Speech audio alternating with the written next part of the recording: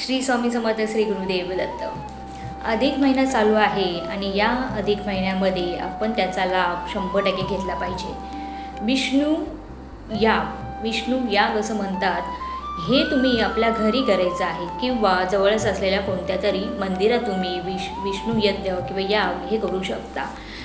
तर मी सांगेल की तुम्ही हा जो विष्णू याग आहे तो आपल्या घरी करा। घरामध्ये कोणत्याही प्रकारचा जर होम हवन आपण केलं तर त्याचा 100% बेनिफिट होतो।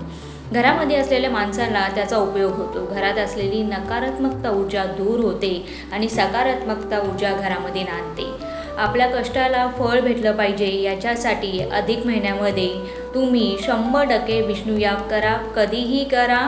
अधिक महिन्यामध्ये कोणत्याही वेळेचं वगैरे बंधन नाही आहे, जसं तुम्हाला वाटेल, पण नक्की हा महिन्यामध्ये अधिक महिना जो आहे त्याच्यासाठी तुम्हाला विष्णू याग करणे गरजेचं आहे। अधिक महिन्यामध्ये जेवढं तुम्हाला नामस्मरण करता येईल तेवढं करा। विष्णूंची जेवढी सेवा करता येईल तेवढी करा।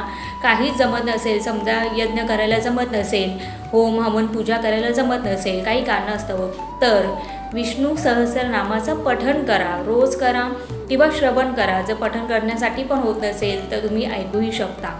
आपले जे स्तोत्र आहे त्याच्यामध्ये खूप मोठी शक्ती असते आणि विष्णू सहस्रनाम हे खूप महत्त्वाचं आहे आणि अधिक महिन्यामध्ये त्याचं पठण केल्यामुळे आपल्यामध्ये असलेली निगेटिव्हिटी दूर होते। आपली कामं जी थांबलेली आहेत ती पूर्ण करण्यासाठी आपल्याला प्रोत्साहन भेटतं। नेहमी माझ्या व्हिडिओमध्ये सांगते की कष्ट आणि मेहनतीला पर्याय नसतो, पण हे छोटे मोठे उपाय जे असतात ते त्याला चालना देणारे असतात। तर ह्या अधिक महिन्यामध्ये जेव्हा तुम्हाला जमेल, अधिक महिना संपायच्या अगोदर विष्णू याग करा, विष्णू सहस्रनामाचं पठण करा, विष्णू देवाची जास्तीत सेवा करा, तुळशी मातेला रोज गंगाजल पाणी अर्पण करा, घरामध्ये देशी गाईच्या तुपाचा दिवा प्रज्वलित करा।